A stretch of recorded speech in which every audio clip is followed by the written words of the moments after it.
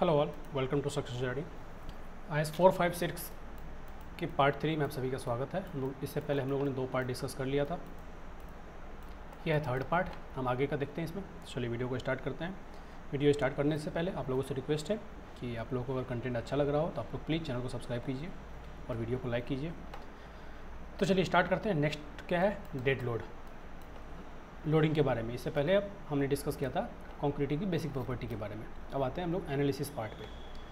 Dead load के लिए क्या डेफिनेशन है, डेड लोड कहाँ से मिलेगा हमें। डेड लोड क्या होता है, बेसिकली स्ट्रक्चर का ऐसा लोड जो परमानेंट नेचर का हो, जब से बना है और जब तक स्ट्रक्चर खड़ा रहेगा तब तक उसके ऊपर वो लोड परमानेंट रहेगा, उसको बोलते हैं dead load. That means a load which is not live.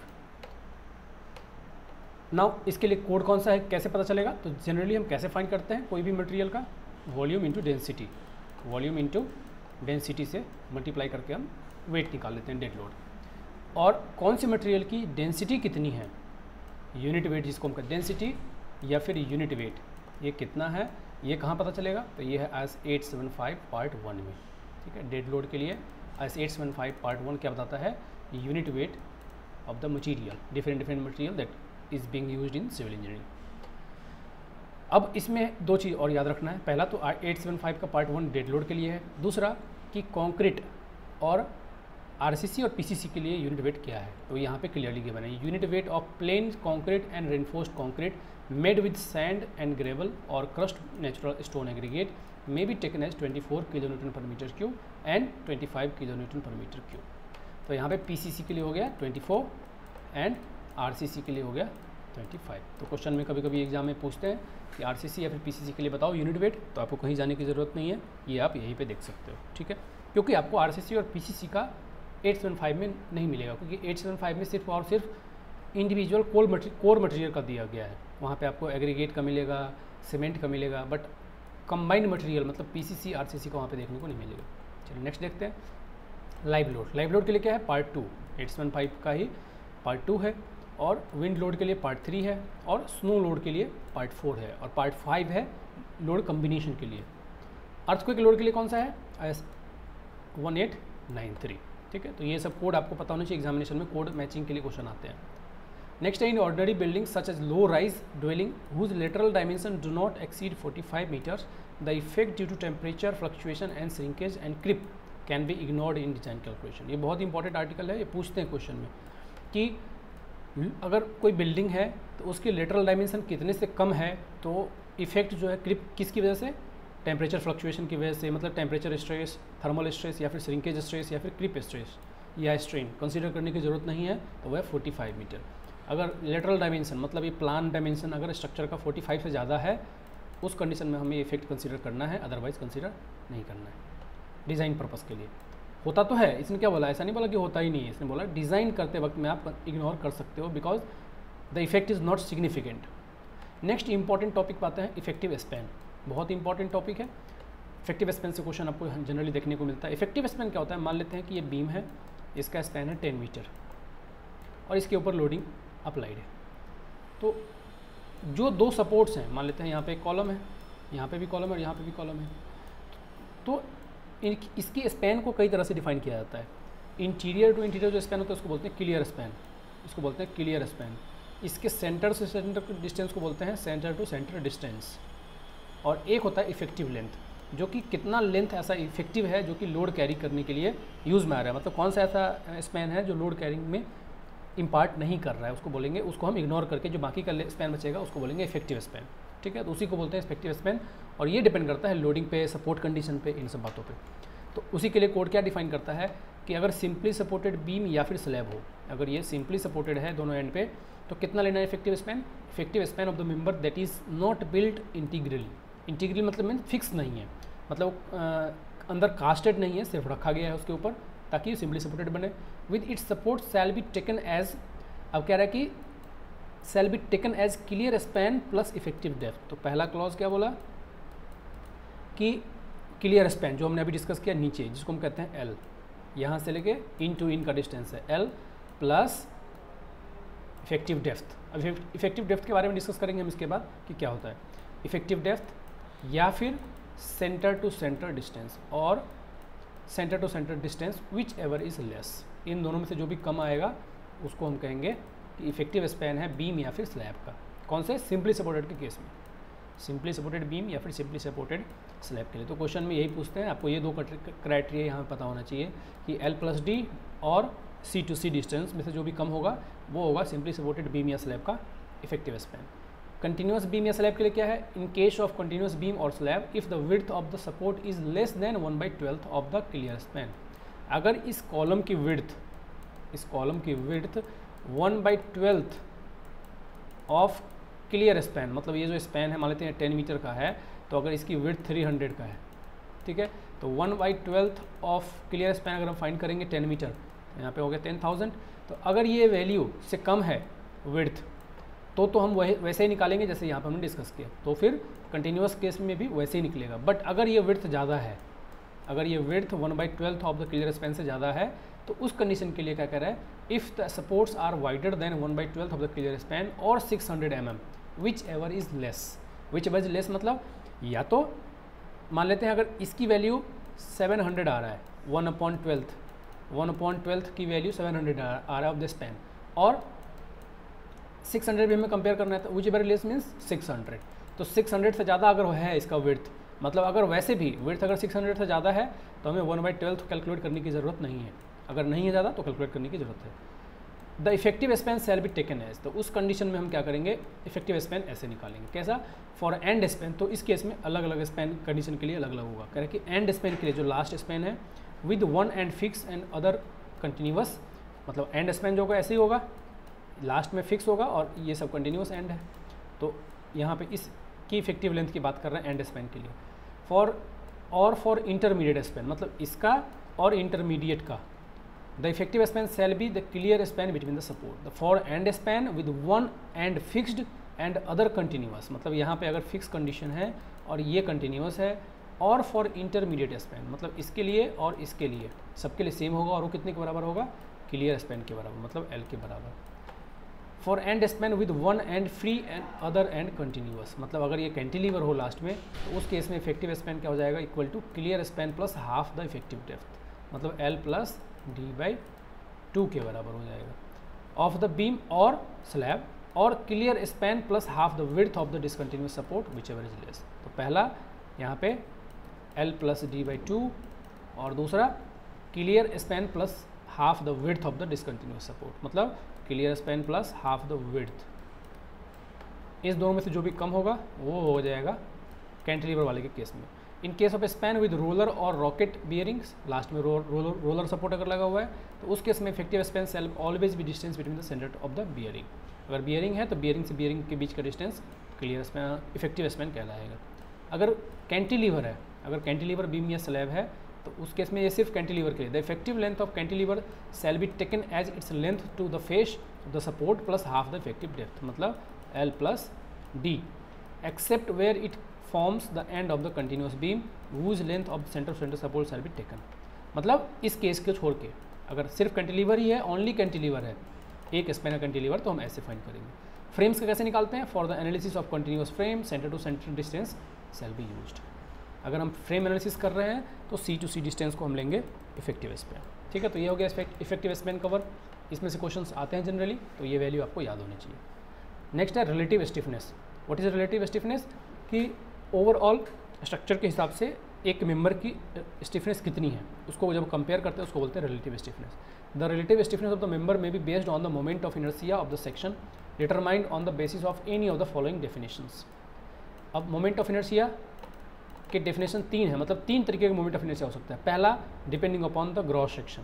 Gross section क्या होता है? The cross section of the member ignoring the reinforcement. B/D को सीधा मल्टीप्लाई कर देंगे, तो जो हमें ओवरऑल डेप्थ को, मतलब विड्थ और ओवरऑल डेप्थ को अगर हम मल्टीप्लाई करेंगे तो जो वैल्यू मिलेगी उसको बोलेंगे ग्रॉस सेक्शन। दूसरा है transformed section, the concrete cross section plus the area of reinforcement transformed on the basis of modular ratio.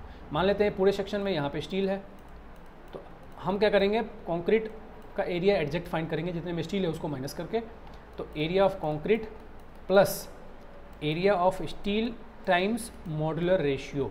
Modular ratio, और मॉड्यूलर रेशियो क्या होता है? 280/3 सिग्मा CBC। तो इससे क्या हो गया कि हम इक्विवेलेंटली कन्वर्ट कर दिया हमने एरिया ऑफ स्टील को कॉन्क्रीट के एरिया में, तो इसको बोलेंगे ट्रांसफॉर्म्ड सेक्शन। और लास्ट है cracked section, the area of concrete in compression plus area of reinforcement transform on the basis of modular ratio. इसको बोलेंगे हम, मतलब इस केस में हम न्यूट्रल एक्सिस से ऊपर का कंक्रीट का एरिया कंसिडर करेंगे और लास्ट में स्टील का ऐड कर देंगे। मतलब टेंशन जोन में जो भी कंक्रीट का एरिया है उसको हम नेग्लेक्ट कर देंगे, तो क्या मिलेगा, करेक्ट सेक्शन का, करेक्ट सेक्शन के बेस पे मोमेंट ऑफ इनर्शिया। तो बेसिकली यहाँ पे ये डेफिनेशंस इंपॉर्टेंट है, इसलिए मैंने इसको कवर किया, ठीक है, कि ये डेफिनेशंस करेक्ट सेक्शन किसको बोलते हैं, ट्रांसफॉर्म सेक्शन किसको बोलते हैं और ग्रॉस सेक्शन किसको बोलते हैं, इससे क्वेश्चन आता है, इसलिए मैंने यहाँ पे कवर किया। नेक्स्ट है स्ट्रक्चरल फ्रेम। अगर फ्रेम है the simplifying assumption as given in 22.4.1 to 22.4.3 may be used in the analysis of frame। Management of impose load, तो जब फ्रेम का एनालिसिस करते हैं तो लोडिंग को किस तरह से रखकर टेस्ट किया जाता है, तो पहला है design load, design dead load on all spans with full design impose load on 2 adjacent span. ठीक है, पहला कंडीशन ये है कि डेड लोड सभी पे होगा और एडजेसेंट स्पैन पे लाइव लोड होगा। दूसरा क्राइटेरिया क्या है, design load dead load on all the spans with full design impose load on alternate. एक में क्या होगा, फर्स्ट कंडीशन में डेड लोड तो सभी पे है ही और लाइव लोड भी सभी पे है, तो ये फर्स्ट कंडीशन। दूसरा कह रहा है अल्टरनेट पे है, मतलब कि लाइव लोड यहाँ पे अप्लाई किया फिर बीच में गैप कर दिया, फिर यहाँ पे लाइव लोड अप्लाई किया, तो ये 2 क्राइटेरिया पे चेक करेंगे अरेंजमेंट। तो इन दोनों तरीके से हम टेस्ट करेंगे। When the design impose load does not exceed 3/4, ये क्वेश्चन में आया हुआ है कई बार, when the design impose load does not exceed 3/4 of the design dead load. अगर लाइव लोड की वैल्यू डेड लोड से अगर 3/4 से एक्सीड नहीं कर रहा है, ठीक है, द लोड अरेंजमेंट में be design dead load and design impose load on all the span. ठीक है, अगर लाइव लोड की value 3/4 of the dead load से एक्सीड नहीं कर रहा है तो सभी स्पैन पे dead load plus live load लेके एनालिसिस करेंगे। ठीक है, ओके, चलते हैं नेक्स्ट देखते हैं। नेक्स्ट क्या है, moment and shear coefficient for continuous beam. Continuous beam के लिए moment and shear coefficients. Moment and shear coefficient क्या है कि बेंडिंग मोमेंट की वैल्यू में कैलकुलेट करने की जरूरत नहीं है, सीधा कोएफिशिएंट के साथ मल्टीप्लाई करेंगे तो हमें टोटल बेंडिंग मोमेंट मिल जाएगा, टोटल शियर फोर्स मिल जाएगा। We need not to calculate analytically, analytically हमें कैलकुलेट करने की जरूरत नहीं है। उसके लिए कोड ने क्या किया है, कोएफिशिएंट्स दे दिया शियर फोर्स फाइंड करने के लिए, बेंडिंग मोमेंट फाइंड करने के लिए। Unless more exact estimate are made, जैसा कि हमने पढ़ा, अगर हम एग्जैक्ट एनालिसिस नहीं कर रहे हैं for beam of uniform cross section which support substantially uniformly distributed load over 3 और more spans which do not differ by more than 15%। अब यहाँ पे ये क्वेश्चन पूछा गया था कितना परसेंट, ठीक है, तो कह रहा है कि अगर हम एग्जैक्ट एनालिसिस नहीं कर रहे हैं और बीम है यूनिफॉर्म क्रॉस सेक्शन का है और यूडीएल लोडेड है 3 या 3 से ज़्यादा स्पैन पे और लोडिंग की वैल्यू 15% से ज़्यादा डिफर नहीं कर रही ऑफ द लॉन्गेस्ट, मतलब जो लॉन्गेस्ट स्पैन पे उसे 15% से ज़्यादा वेरिएशन नहीं है, the bending moment and shear force use in the design में बी ऑब्टेन्ड यूजिंग कोएफिशिएंट्स। तो उस केस में हम कोएफिशिएंट को यूज़ करके bending moment shear force use कर सकते हैं। अदरवाइज हमें एग्जैक्ट एनालिसिस कोई भी moment distribution method, slope deflection method या किसी भी मेथड से हमें कैलकुलेट करने की जरूरत पड़ेगी या फिर मैट्रिक्स मेथड से। ठीक है, और टेबल नंबर कौन सा है, टेबल नंबर 12, टेबल नंबर 13।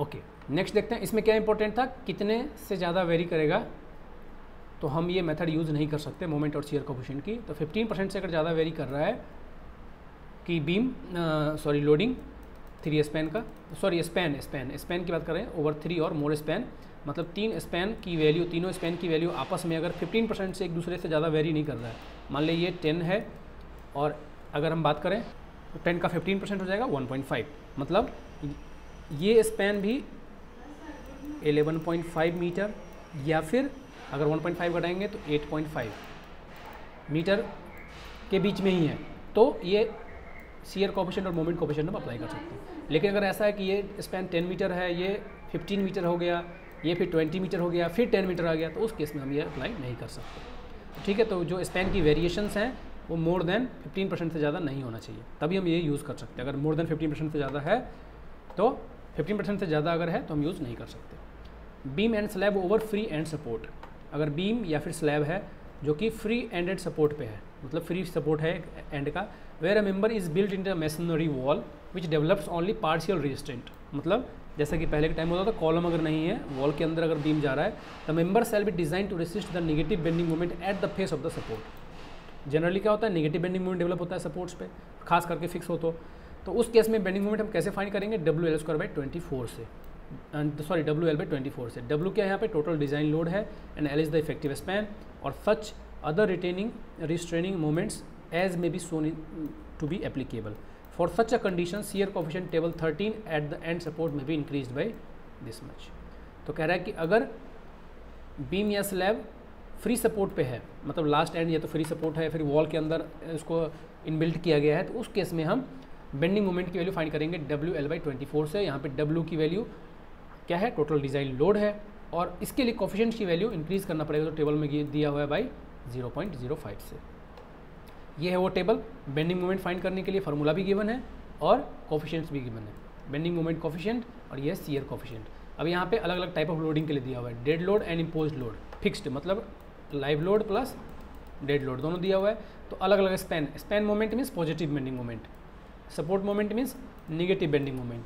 तो पॉजिटिव के लिए दो लोकेशंस होंगे, near middle of the end span, मतलब एंड स्पैन होगा एक, ठीक है, ये एंड स्पैन है, तो एंड स्पैन के मिडिल में, मतलब यहाँ पे पॉजिटिव होगा। तो ये इक्वेशन यहाँ के लिए है, और यही स्पैन कंटिन्यू चल रहा है। ये किसके लिए, eight middle of interior span. अब ये इंटीरियर स्पैन हो गया, तो इंटीरियर स्पैन के लिए अलग है, ठीक है। और ये क्या है, सपोर्ट्स के लिए। तो सपोर्ट्स में भी दो होंगे, at support next to the end support, और एक है at other interior support. Next to the end support means एक यहाँ के लिए है और बाकी इंटीरियर सपोर्ट्स के लिए, ठीक है। तो यहाँ पे क्या दिया हुआ है, कोफिशिएंट्स दिया हुआ है, यहाँ पे कोफिशिएंट्स दिया हुआ है। For obtaining the bending moment coefficient shall be multiplied by the total design load and effective span. मतलब WL में हम ये कोफिशिएंट्स मल्टीप्लाई करेंगे, तो इससे हमें मिलेगा क्या, total bending moment. Similarly imposed load not fixed, जब अगर सिर्फ इम्पोज्ड लोड हम कंसिडर कर रहे हैं और वो नॉट फिक्स्ड है, तो उस केस में हम ये यूज़ करेंगे, ठीक है। सिमिलरली शियर के लिए भी सेम टू सेम है, इसमें कुछ भी चेंज नहीं। बस आपको कभी कभार क्या होता है, ये वैल्यू पूछ लेते हैं कुछ एग्जाम में, क्या होता है, ये वैल्यू पूछ लेते हैं कितना है, 1/12 है, 1/10 है, प्लस का माइनस का, कन्फ्यूज़ करने के लिए। तो ये वैल्यू आपको याद होना चाहिए, कई बार एग्जाम में पूछा जाता है कि ये वैल्यू क्या है, ठीक है। शियर कोफिशिएंट्स की वैल्यू तो नहीं पूछते इतना, बट बेंडिंग मोमेंट कोफिशिएंट्स की वैल्यू पूछते हैं एग्जामिनेशन में। नेक्स्ट है critical section for moment and shear. ये बहुत ही इंपॉर्टेंट है, ये कई बार एग्जाम में आया हुआ है कि क्रिटिकल सेक्शन बेंडिंग मोमेंट का कहाँ पे होता है, शियर का कहाँ पे होता है, 1 वे शियर का कहाँ पे होता है, 2 वे शियर का कहाँ पे होता है। तो इसी के लिए ये टॉपिक इंपॉर्टेंट हो जाता है। चलिए देखते हैं for monolithic construction. Monolithic construction का मीन्स क्या होता है कि एज अ सेम मेंबर, मतलब कोई डिसकंटिन्यूटी नहीं है मेंबर में। तो ये कॉन्क्रीटिंग में क्या होता है, मान लो हमने ये बीम बनाया, इसके अंदर ही कॉलम को कास्ट किया, सबकी कॉन्क्रीटिंग एक साथ ही होती है, तो ये कंप्लीटली एक ही मेंबर की तरह बिहेव करता है। इसको बोलते हैं कास्ट मोनोलिथिक कंस्ट्रक्शन, ठीक है, मोनोलिथिक कंस्ट्रक्शन बोलते हैं इसको। The moments computed eight the face of the support shall be used in the design of member at those sections.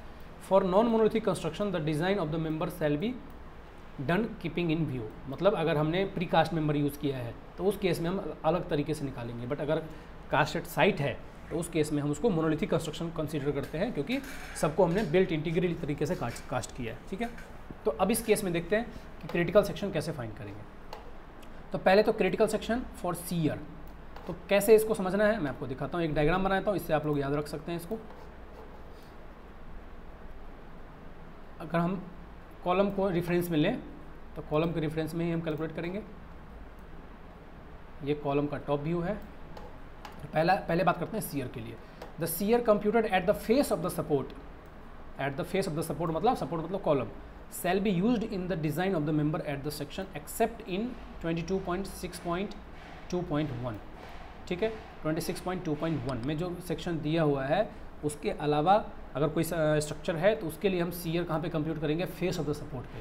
तो पहले तो अगर देख लेते हैं कि 22.6.2.1 में कौन सा सेक्शन है, जिसके लिए क्या है और स्पेसिफिकेशन क्या है। तो 22.6.1 में क्या है, when the reaction in the direction of the applied shear, कह रहे कि जिसमें शियर अप्लाई हो रहा है उसकी डायरेक्शन में introduces compression into the end region of the member. अगर रिएक्शन जो यहाँ से डेवलप हो रहा है कॉलम पे, वो इसके अंदर कंप्रेशन डेवलप कर रहा है, sections located at a distance less than d from the face of the support may be designed for the same shear computed at distance d।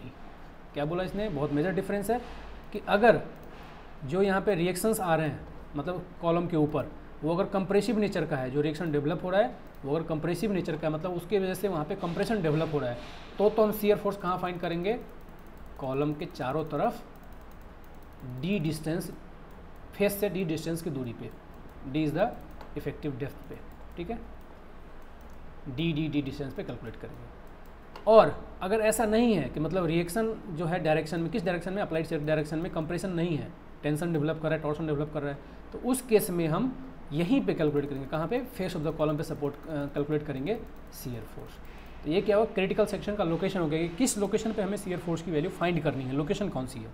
तो मोस्टली क्या आता है, ये जो क्लॉज है इससे क्वेश्चंस आते हैं कि क्रिटिकल सेक्शन फॉर शियर बताओ कहाँ पे आएगा। तो बाय डिफ़ॉल्ट ये पूछा जाता है, तो यहाँ पर आता है at the D distance from the face of the support. याद रखने का, critical section for shear until unless कि वो कंप्रेशन के अलावा कुछ और डेवलप ना कर रहा हो, d distance from the face of the support ही आएगा। कौन सा, वन वे शियर के लिए। ये कौन सा है, वन वे शियर और फ्लेक्सुरल शियर के लिए। The above clause are applicable for beam generally carrying UDL load और where the principal load is located farther than 2D from the face of the support. ठीक है, ये इसके लिए clause हो गया। नेक्स्ट क्या, रीडिस्ट्रीब्यूशन ऑफ मोमेंट। मोमेंट का रीडिस्ट्रीब्यूशन क्या होता है कि जो कोई स्पैन अगर लेस लोडेड है या फिर कोई पोर्शन अगर लेस लोडेड है तो उसमें ट्रांसफ़र हो जाएगा, जो हाईली लोडेड स्ट्रेस्ड पोर्शन है वहाँ से लोड ट्रांसफ़र हो जाएगा। मतलब किसी पे अगर स्ट्रक्चर पे हाईली लोडेड है और कोई एक पोर्शन स्ट्रक्चर का कम लोडेड है तो उस पर लोड ट्रांसफ़र होता है, मोमेंट ट्रांसफ़र होता है, उसको बोलते हैं मोमेंट रीडिस्ट्रीब्यूशन। जो कि स्टील में तो 100% लिया जाता है, लेकिन कंक्रीट के लिए लिमिट है। तो हम देखेंगे कि कब ये हम अप्लाई कर सकते हैं, मोमेंट को रीडिस्ट्रीब्यूशन कर सकते हैं, कब होता है और कब नहीं होता है। रीडिस्ट्रीब्यूशन ऑफ मोमेंट में be done in accordance with 37.1.1 for limited state method and accordance with annexure B 1.2 for working stress method. तो कितना लेना है और कैसे करना है वो हम डिस्कस करेंगे इस क्लॉज में जब हम पहुंचेंगे। तो however where simplified analysis using coefficient is adopted, redistribution of moment shall not be done. क्या बोला कि अगर आप रीडिस्ट्रीब्यूशन ऑफ मोमेंट अप्लाई करना चाहते हैं तो उसके लिए आपको एग्जैक्ट एनालिसिस करना पड़ेगा। अगर आप कोफिशिएंट्स को यूज़ कर रहे हैं तो उस केस में मोमेंट रीडिस्ट्रीब्यूशन की वैल्यू आपको 0 लेकर डिज़ाइन करनी है। ठीक है, तो ये क्लॉज भी आपको याद रखना है। यहाँ से क्वेश्चन पूछता है कि अगर मोमेंट रीडिस्ट्रीब्यूशन की वैल्यू कितनी होती है कंक्रीट में अगर हम सिंप्लीफाइड डिज़ाइन कर रहे हैं यूजिंग शियर कोफिशिएंट्स या moment coefficients, then in that case 0। और वैसे अगर पूछे तो जो वैल्यू हमें डिफाइन कर रखा है इसमें 37.1.1 में वो वैल्यू। ठीक है, चलिए नेक्स्ट चलते हैं बीम की इफेक्टिव डेप्थ पे। मैंने पीछे डिस्कस किया था इफेक्टिव डेप्थ, अब बात करेंगे इफेक्टिव डेप्थ होता क्या है। ये बीम का क्रॉस सेक्शन है, मान लेते हैं ये क्रॉस सेक्शन। ठीक है, बीम की विड्थ है B और डेप्थ है overall depth D, overall depth D। तो मान लेते हैं विड्थ है 200 mm और डेप्थ है 100 mm फॉर एग्जांपल। ठीक है, 100 mm डेप्थ और 200 mm विड्थ। तो टोटल जो कंक्रीट की डेप्थ है उसको बोलते हैं ओवरऑल डेप्थ। इफेक्टिव डेप्थ क्या होता है, जो स्टील लगाते हैं हम बॉटम में टेंशन जोन में, इस स्टील के लेयर के सेंट्रॉइड से, स्टील के लेयर के सेंट्रॉइड से टॉप की डिस्टेंस को बोलते हैं इफेक्टिव डेप्थ और इसको डिनोट करते हैं स्मॉल d से। ठीक है, तो this is what effective depth is. तो इफेक्टिव डेप्थ के बाद क्या बचता है, ये तो हो गया कवर, ये हो गया clear cover plus half of the phi. तो कैपिटल D अगर लिखना चाहें हम तो D is equal to effective depth plus half of the dia divide by 2। ठीक है, तो ये हो जाएगा relation between overall depth and effective depth. यहाँ पे वही डिफाइन किया गया है, यहाँ पे आपको दिखाया भी गया है कि D क्या है। अब D डिस्टेंस कैसे लेते हैं, D डिस्टेंस, अच्छा ये किस चीज़ के लिए, typical support condition for locating factored shear force, हम चेक करेंगे उसके बारे में। अब आते हैं हम लोग पहले T beam and L beam. T beam क्या होता है और L बीम क्या होता है। T बीम क्या है कि जब बीम और स्लैब को हम कंबाइन करते हैं तो उसको हम बोलते हैं एल बीम, फ्लेंस्ड बीम बोलते हैं बेसिकली, फ्लेंस्ड बीम। और फ्लेंस्ड बीम के दो टाइप्स हैं, टी बीम और एल बीम। अगर कॉलम और बीम का ऐसा कॉम्बिनेशन है कि वहाँ पे टी फॉर्म हो रहा है, इंटरमीडिएट सपोर्ट्स है, तो वो कहलाता है टी बीम। और अगर एंड सपोर्ट है तो वो कहलाता है एल बीम। जैसे कि एग्जांपल के लिए ये हो गया एल बीम और ये हो गया एल बीम और ये हो गया टी बीम। ठीक है, एग्जांपल जंक्शन के लिए। ये साइड व्यू में है पिक्चर, साइड व्यू में दिखाया गया। चलिए देखते हैं इसमें क्या क्या है। A slab which is assume to act as a compression flange of T beam और L beam shall satisfy the following. तो हम ऐसा कास्ट करते क्यों है, क्योंकि हम कंप्रेशन जोन जो है उसका डेप्थ बढ़ा देते हैं, क्योंकि स्लैब का डेप्थ भी हम इंक्लूड कर लेते हैं बीम में। तो बीम की ओवरऑल डेप्थ बढ़ जाती है बिना एक्स्ट्रा एडिशनल थिकनेस प्रोवाइड किए हुए। कैसे, तो अगर मान लो बीम की डेप्थ है 600 mm और स्लैब की डेप्थ है 150 mm फॉर एग्जांपल, तो ओवरऑल बीम की डेप्थ हो जाएगी 750, 600 प्लस 150, तो 750 का हो जाएगा बीम का डेप्थ। तो बट उसमें क्या होता है, बीम में जो कंप्रेशन आना है वो कंप्रेशन अब स्लैब से शुरू होगा, स्लैब से शुरू होकर न्यूट्रल एक्सिस बीम तक आएगा, तो उसको बोलते हैं फ्लेंज्ड बीम। तो इस तरीके से हम एडवांटेजेस के लिए यूज़ करते हैं स्लैब की थिकनेस को भी एज अ बीम थिकनेस, उसको बोलते हैं फ्लेंज्ड बीम। तो कह रहा है कि स्लैब को हम कब कह सकते हैं कि टी बीम या फ्लेंज बीम है, जब slab shall be cast integrally with the web, मतलब स्लैब और बीम एक अंदर कास्ट किया गया है ऑन द वेव, और the web of and slab shall be effectively bonded together in other manner, मतलब स्लैब और बीम जो है वो एकदम इंटीग्रली कास्टेड है ताकि जो कंप्रेशन बीम में आए वो स्लैब पे ट्रांसफर हो पाए। दूसरा, if the main reinforcement of the slab is parallel to the beam, अगर जो स्लैब का मेन रेनफोर्समेंट है वो पैरेलल है डायरेक्शन किसके, बीम के पैरेलल के डायरेक्शन के। Transverse reinforcement shall be provided in figure 3, such reinforcement shell not be less than 60% of the main reinforcement at the mid span of the slab. तो ये दूसरा क्राइटेरिया हो गया, जिस क्राइटेरिया के बेस पे हम बोलेंगे कि ये फ्लेंज्ड बीम है, टी बीम या फिर एल बीम है, ठीक है। ये यहाँ पे कुछ पिक्टोरियल व्यू दिया हुआ है। इफेक्टिव विड्थ ऑफ फ्लेंज, तो फ्लेंज्ड बीम के लिए इफेक्टिव विड्थ कितना लेना है, मतलब इस बीम की अब ओवरऑल विड्थ क्या हो जाएगी। मान लेते हैं ये पहले से विड्थ था कि इसका बीम का, और ये इसके बाहर स्लैब है ऐसे, ठीक है, और ये बीम ऐसे जा रहा है, ये बीम ऐसे जा रहा है, ठीक है। तो अब चूँकि पहले हम टॉप व्यू की बात कर रहे हैं, तो पहले तो बीम की विड्थ इतनी थी, लेकिन अब हमने इसको स्लैब के अंदर कास्ट कर दिया तो इसकी इफेक्टिव विड्थ अब बढ़ जाएगी, और वो कितनी होगी, वही है ये। और यहाँ से क्वेश्चन कई बार पूछा गया है कि कितना होगा विड्थ या फार्मूला क्या है, तो फार्मूला आपको याद होना चाहिए। ये फार्मूला जो भी हम डिस्कस करने वाले हैं, ये फार्मूले आपको याद होनी चाहिए।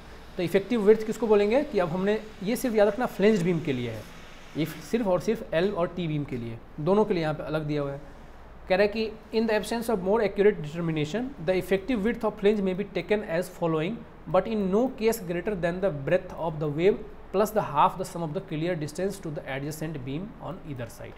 मान लेते हैं दूसरी बीम यहाँ से जा रही है, ठीक है, तो क्या बोला है कि आप वैसे तो कैलकुलेट करेंगे, लेकिन ये किसी भी कंडीशन में एक ऐसी वैल्यू है जिससे ज़्यादा नहीं हो सकती इफेक्टिव विड्थ, और वो क्या है, breadth of the web, web का ब्रेथ मतलब बीम की विड्थ ये b, plus sum of the clear distance to the adjacent beam on either side, मतलब half the sum of the clear distance, मतलब ये डिस्टेंस अगर मान लेते हैं कि d है तो d/2 मतलब b प्लस d/2 से, मतलब ये हाफ पोर्शन से ज़्यादा कवर नहीं कर सकता। कहने का मतलब ये है दोनों साइड में ये टोटल स्पेन का आधा इधर कवर कर सकता है मैक्सिमम, और आधा इधर मैक्सिमम कवर कर सकता है। सिमिलरली ये वाला बीम हाफ इधर तक कवर करेगा और अगला भी हाफ d तक इधर कवर करेगा, तो ये इसकी मैक्सिमम लिमिट हो गई। और एक्चुअल वैल्यू निकालने के लिए ये फॉर्मूला यूज़ करते हैं। टी बीम है अगर है तो B F width of effective width of flange is equal to L not divide by 6 plus B W plus 6 D F. ये फार्मूला बहुत इंपॉर्टेंट है, एग्जाम में कई बार आया, आप लोग याद कर लो इसे। और अगर एल बीम है तो एल नॉट डिवाइड बाई 12, यहाँ पे डबल कर देना है, बी डब्ल्यू का बी डब्ल्यू और यहाँ पे हाफ कर देना है, ठीक है।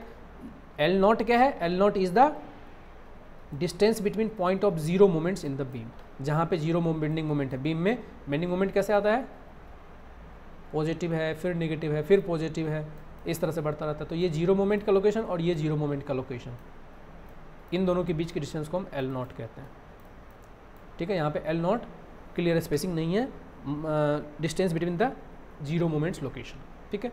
Similarly for isolated beam the effective flange width shall be obtained as below but in no case greater than the actual width. तो आइसोलेटेड अगर बीम है तो टी बीम का हम ऐसे फाइंड करेंगे, और एल बीम का मतलब आइसोलेटेड मीन सिर्फ एक ही बीम है, सिर्फ एक ही बीम है, बट उसको हमने फ्लेंज बीम की तरह बनाया है उसको, तो केस में ऐसा रहेगा। कंटिन्यूस अगर जा रहा है बहुत सारे बीम तो हम ऐसे फाइंड करेंगे, ठीक है। For continuous beam and frame L nought may be assumed as 0.7 times the effective span. अब ये इंपॉर्टेंट है कि एल नॉट की वैल्यू लेनी कितनी है, कि पॉइंट्स ऑफ जीरो मोमेंट्स जो होता है वो होता कितने पे है, तो पॉइंट कंटिन्यूस अगर बीम है या फिर फ्रेम है तो 0.7 टाइम्स द इफेक्टिव स्पैन, मतलब ये इफेक्टिव स्पैन का भी सिर्फ और सिर्फ 0.7 टाइम्स होता है, ठीक है। Only 0.7 times of the effective span के बराबर होता है। तो यहाँ पे याद रखना, कंफ्यूज नहीं होना है, एल नॉट यहाँ पे इफेक्टिव स्पैन नहीं है, इफेक्टिव स्पैन का भी 0.7 टाइम्स ही है, जिसको हम बोलते हैं एल नॉट, मतलब distance between the point of zero bending moments. Next important है control of deflection. Deflection control करने के लिए span to d ratio define किया है कोड ने, कि अगर आप अदरवाइज़ क्या होगा, बीम हम 10 मीटर का बनाएं या 50 मीटर का बनाएं या 100 मीटर का बनाएं, बनाने को तो कोई लिमिट नहीं है, लेकिन अगर हम बनाएंगे तो क्या होगा, डिफ्लेक्शन आएगा। तो बीम बेसिकली बनाने के बाद ये ऐसा बेंड हो जाएगा, भले वो लोड को सेफ रखेगा, लोड में वो कोई दिक्कत नहीं आएगी, लेकिन वो बेंड हो जाएगा। तो इस डिफ्लेक्शन को लिमिट करने के लिए स्पैन टू डी रेशियो की कितना लेंथ पे कितना आपको बीम का डेप्थ रखना है, इसके लिमिट को कहते हैं स्पैन टू डी रेशियो। इसके लिए सबसे पहला क्लॉज, ये दोनों क्लॉज बहुत इंपॉर्टेंट है, डायरेक्टली वैल्यू पूछते हैं एग्जामिनेशन में। पहला है the final deflection due to all loading including the effect of temperature. इसको ऐसे ही याद करके रखो क्योंकि ये सेम पूछते हैं। कह रहा है कि इसमें सब कुछ सेम है, कह रहा है कि as are measured from as cast level of the supports of floor roof and all other horizontal member should not normally exceed span upon 250। ठीक है, तो स्पैन अपॉन डी का जो रेशियो है वो 250 से ज़्यादा नहीं होना चाहिए। किसमें? Final deflection due to all loads including of effect of temperature. ठीक है, टेम्परेचर, क्रीप और श्रिंकेज सभी को हमने कंसीडर किया है। और उसके बाद जो डिफ्लेक्शन आ रहा है कहाँ पे? कास्ट लेवल पे of the support of floor, उस जगह पे जो डिफ्लेक्शन आ रहा है वो स्पैन अपॉन 250 के बराबर से ज़्यादा, मतलब डी का जो रेशियो है डिफ्लेक्शन जो है वो इससे ज़्यादा नहीं होना चाहिए। The deflection including the effect of temperature, creep and shrinkage occurring after the erection of partition. ये क्या है? एज अ कास्ट लेवल, जब कास्ट हुआ उस समय की बात है। और एक बार हमने पार्टीशन बना दिया उसके बाद, मतलब फाइनल कंप्लीशन जब स्ट्रक्चर रेडी टू गो है, उस समय की डिफ्लेक्शन कितनी होनी चाहिए? स्पैन अपॉन 350 से ज़्यादा नहीं होनी चाहिए, या फिर 20 mm से ज़्यादा नहीं होनी चाहिए। मतलब इन दोनों में से जो भी कम है, मैक्सिमम लिमिट है मतलब 20 mm। Maximum deflection in any case is 20 mm। और अगर विदाउट पार्टीशन है तो स्पैन अपॉन 250, विद पार्टीशन है तो 350 के बराबर है, स्पैन अपॉन 350, और 20 mm is the maximum limit. तो ये दोनों बहुत इंपॉर्टेंट है। नेक्स्ट जो इंपॉर्टेंट है वो है, next important point is vertical deflection limit may be generally be assume to satisfy the provided the span to depth the ratio. अब ये कंडीशन सेटिस्फाई करने के लिए ये 3 क्लॉज दे दिए गए कि अगर आप ये मेंटेन करते हो तो ये अपने आप सेटिस्फाइड रहेगा। और ये क्या है? तीनों बीम के लिए, मतलब स्पैन अपॉन डी का रेशियो है for up to 10 metre span के लिए। तो कैंटिलीवर के लिए 7, सिम्पली सपोर्टेड के लिए 20 और कंटिन्यूस बीम के लिए 26। तो ये 3 वैल्यू तो आपके जवान पे एकदम रटा होना चाहिए। स्पैन टू डी रेशियो है 10 मीटर स्पैन के लिए, कैंटिलीवर के लिए 7, सिम्पली सपोर्टेड के लिए 20 और कंटिन्यूस बीम के लिए 26। तो 7, 20 और 26 आपको एकदम याद होना चाहिए। कभी कभी क्या होता है, या तो ये वैल्यू पूछेंगे आपसे कि बताओ स्पैन टू डी रेशियो कितना है सिम्पली सपोर्टेड बीम के लिए, तो 20। कभी कभी क्या होता है कि पूछ लेंगे कि 20 मीटर स्पैन है और सिंपली सपोर्टेड बीम है, तो बताओ स्पैन टू डी रेशियो क्या होगा। तो वहाँ पे आपको याद रखना है कि वहाँ पे 20 टिक मार्क नहीं करना है। क्यों? क्योंकि ये सिर्फ 10 मीटर तक के लिए एप्लीकेबल है। For span above 10 metre the values in A may be multiplied by 10 upon span in metres.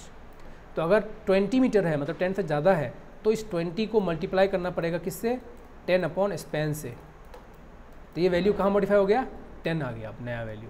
तो आपको ये क्लॉज भी इसके साथ याद रखना ही रखना है, क्योंकि न्यूमेरिकल आता है तो उसमें वैल्यू चेंज कर देते हैं स्पैन की। 12 मीटर कर देगा, या फिर हो सकता है 8 मीटर पूछ ले। तो आपको याद होना चाहिए कि 10 मीटर तक कोई दिक्कत नहीं है, आप इस वैल्यू को डायरेक्टली यूज़ कर सकते हो। But if the span is more than 10 metre then you have to multiply this value with 10 upon span. ठीक है, ये 2 क्लॉज इतना इंपॉर्टेंट नहीं, चाहो तो आप पढ़ सकते हो। ये value depending upon the area and stress of the steel for tension reinforcement the values in A और B shall be modified by multiplying with the modification factor. मतलब ये वैल्यू और भी मॉडिफाई होती है, डिपेंड करता है कितना एरिया ऑफ स्टील आपने प्रोवाइड किया है, फिर कितना स्ट्रेस जनरेट हो रहा है, depending upon the area of compression reinforcement. ये तो था टेंशन रेनफोर्समेंट, और कंप्रेशन रेनफोर्समेंट के भी एरिया पे डिपेंड करता है कि ये वैल्यू और मॉडिफाई होगी, फर्दर मॉडिफाइड होगी। वो देखते हैं क्या है। तो ये है किसके लिए? टेंशन रेनफोर्समेंट के लिए। और ये वैल्यू है एफ एस की। तो एफ एस क्या है इसमें? Area of cross section steel required, मतलब A S T required divide by A S T provided multiply by 0.58 times of the F Y, और ये वैल्यू आएगा एफ एस। ठीक है, और यहाँ पे एफ एस अलग अलग एफ एस के लिए यहाँ पे दिया हुआ मॉडिफिकेशन फैक्टर की वैल्यू। जो भी आपको एफ एस मिल रहा है उस एफ एस के लिए आप एक लाइन देखोगे यहाँ पे कि कौन सी लाइन है, और जहाँ पे भी मैच कर रहा है परसेंटेज ऑफ टेंशन रेनफोर्समेंट के आधार पे, मान लो ये यहाँ पे मैच किया तो आपको 0.8 से ऊपर ये वैल्यू आपको मल्टीप्लाई कर देनी है, जो 7, 20 और 26 वाली वैल्यू इसमें। तो ये टेंशन रेनफोर्समेंट की वजह से जो मॉडिफिकेशन है वो है, और ये क्या है? कंप्रेशन रेनफोर्समेंट वाली value, percentage of compression reinforcement and corresponding modification factor. ठीक है, तो इसमें एरिया ऑफ स्टील प्रोवाइडेड का कोई कोरिलेशन नहीं, सीधा आपको परसेंटेज देखना है और अप्लाई कर देना है। नेक्स्ट चलते हैं, slenderness ratio limits for beam to ensure lateral stability. ये बहुत इंपॉर्टेंट है, ये भी आजकल के क्वेश्चन में बहुत बार आ रहा है। कह रहे हैं कि स्लेंडरनेस रेशियो लिमिट बीम के लिए कितना है, ताकि बीम नीचे डिफ्लेक्शन में फेल होने से पहले लेटरल बकलिंग ना हो जाए। ठीक है, लेटरल में मतलब लेटरल डायरेक्शन में एक्स प्लेन में बकल ना हो जाए। तो उसके लिए 2 आपको याद रखना है वैल्यू। एक है शुड नॉट एक्सीड 60 बी और 250 B square by D whichever is less. ये किसके लिए है? सिंपली सपोर्टेड और कंटिन्यूस बीम के लिए। ठीक है, सिंपली सपोर्टेड और कंटिन्यूस बीम के लिए है 60 बी और 250 B square by D whichever is less, ये एक्सीड नहीं होना चाहिए। और कैंटिलीवर के लिए कितना है 25 बी और 100 B square by D whichever is less से एक्सीड नहीं होना चाहिए, ठीक है। अगर ये मेंटेन करते हैं तो लेटरल स्टेबिलिटी रहेगी। चलिए ये था, इसका आगे का पार्ट हम लोग नेक्स्ट वीडियो में डिस्कस करेंगे। वीडियो अच्छा लगा हो तो लाइक कीजिए, चैनल को सब्सक्राइब कीजिए। Thank you all, thanks for the watching.